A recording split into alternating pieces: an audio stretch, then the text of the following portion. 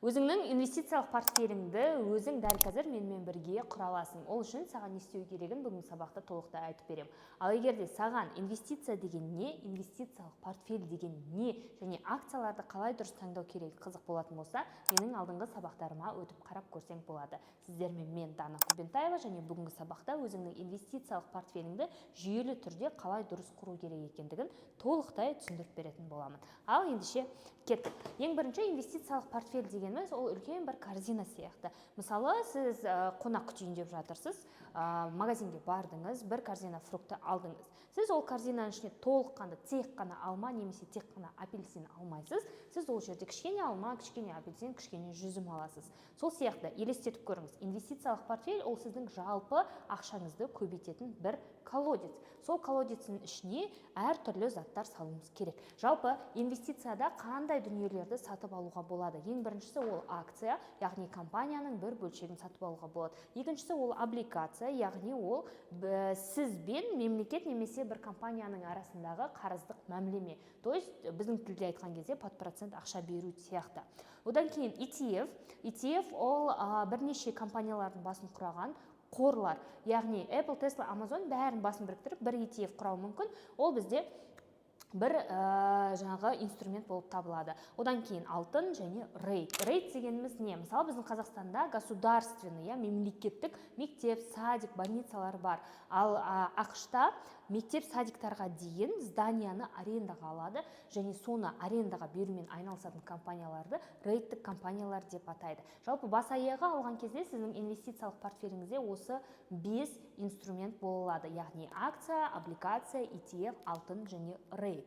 Бұл жерде инвестициялық портфель құру үшін ең бірінші не істеу керек? Брокерлік счет ашу керек. Егер әлі сізде ешқандай брокерлік счет жоқ болатын болса, осы видеоның астында Пайдакс брокерлік компаниясына счет ашуға сілтеме тұр. Сол сілтеме арқылы өзіңізге счет ашатын болсаңыз, сізге $50 автоматты түрде бонус беріледі. Енді бұдан кейін брокерлік счетты ашып алғаннан кейін міндетті түрде оның ішіне ақша салу керек. Ақша салғаннан кейін белгілі бір активтерді сатып алу керек. Енді қараңыздар, қандай да бір активті сатып алған кезде қандай мөлшерде сатып аласыз? Мысалы, акция болатын болса, менің $2000 қаражатым бар, сол $2000-дың қаншауына мен акция алам, қаншауына облигация алам, қаншауына ETF алам деген сияқты сізде сұрақ туындауы мүмкін. Енді мені қарап көріңіздер. Мынау сіздердің жалпы алған кезде инвестициялық портфельдеріңіз деп елестетіңіздер. Бұл жақта бұл воронка деп айтады. Бұл воронканың өзі бірнеше этаптардан тұрады. Яғни ең төменгі этап, бұл этапта біздер сіздермен өзіміздің ақшамызды максимально қауіпсіз зонада сақтауымыз керек. Мысалы, сіздің стартовый ақшаңыз $1000 құрайтын болса, сол $1000-дың бір бөлшегін дивидендтік акцияларға және облигацияларға салып қойсаңыз болады. Яғни дивидендтік акциялар мен облигациялар олар сіздің қаражатыңызды толықтай сақтап тұрады, және ол жерде сіз просто өсімнен пайда табасыз. Яғни белгілі бір мөлшерде пайда табасыз. Бұл жерде әрине көретін пайдаңыз бір қатты үлкен болмауы мүмкін, бірақ бұл сіздің қаражатыңыздың деңгейін ұстап тұрады. Мысалы, $1000-дың айтайық тең жартысын $500 дәл осындай акцияға, дивидендтік акция, мысалы Coca-Cola немесе облигация, Freedomның облигациялары бар $100-дан. Соған салып қойсаңыз болады. Яғни бұл жағдайда сіздер өздеріңіз қаражаттарыңызды үлкен рисктен сақтайсыздар және жоғалтып алудан сақтайсыздар. Келесі этапта меніңше тұрады ETF-тар. Жалпы ETF-тардың бірнеше түрлері бар, жаңағыдай секторлық ETF, әлемдік ETF, Американ экономикасын көрсететін ETF деген сияқты да. Енді бұның барлығын қазір сіздерге бөліп айтып отырмай қояйын. ETF-тардың ішінде жалпы ай сайын просто арзандаған кезінде, артық қаражат болған кезде сатып алуға болатын ETF-тің түрі SPY деп аталады. SPY ол Америкадағы 500 мықты компаниялардың басын құраған жалпылама бір қор. Яғни ол Американың экономикасы өссе, бірге өсіп отыратын ETF болып табылады. Бұл тоже ең қауіпсіз инструменттің бірі. Одан кейін gold, яғни алтын. Алтынның өзін сатып алудың бірнеше жолдары бар. Яғни алтын өндіруші компаниялардың акциялары, физический алтын, алтынның ETF-тары деген сияқты. Мысалы, бұл жақта мен сіздерге NEM деген компанияны айталам. Бұл майнингпен айналысатын компания, яғни алтын өндірумен айналысады. Бұл компанияның акциясының бағасы алтын өссе бірге автоматом өсіп отырады. Және ең соңғы нүктеде рейт бар. рейттік компанияларға realty income деген о деген әріпмен белгіленеді. Ол жаңағы түрлі Louis Vuitton, Adidas сияқты үлкен ірі магазиндерге помещенияны арендаға берумен айналысады.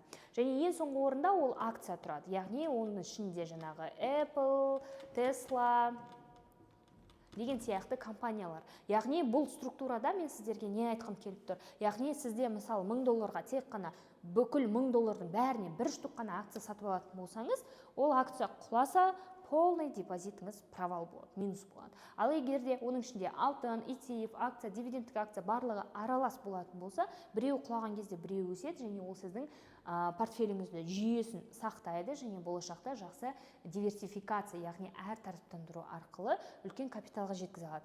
Енді бұл жақта мен айтқым келіп тұрған нәрсе, жалпы қандай да бір инвестициялық портфельдің ішіндегі самый главный структура ол акция сіздің ақшаңызды көбейтеді, ал алтын сіздің ақшаңызды сақтайды, инфляциядан, кризистан сақтайды. Жалпы нарықта ақша или акцияда, или алтында жүреді. Алтынға инвестиция жаса деген сияқты нәрселерді сіздер көп көрулеріңіз мүмкін, бірақ бұл жердегі нәрсе ең негізгі капиталдың өсімін бізге осы акциялар береді. Яғни қандай да бір акцияны арзан кезінде сатып алып, қымбат кезінде сату арқылы сол айырмашылықтан үлкен қаражат табуға болады. Ал алтын ол во все времена, экономикада ұғым бар, жалпы алтын ол кризисқа қарай қозғалады. Кризис деңгейі күшейсе, алтын ол қауіпсіз металл болғандықтан оның бағасы қымбаттайды. Сол себепті де ақшамды көбейтемін десеңіздер, акцияларды дұрыс бағада, дұрыс уақытта сатып алып, арзан кезінде сатып алып, қымбат кезінде сатсаңыздар болады.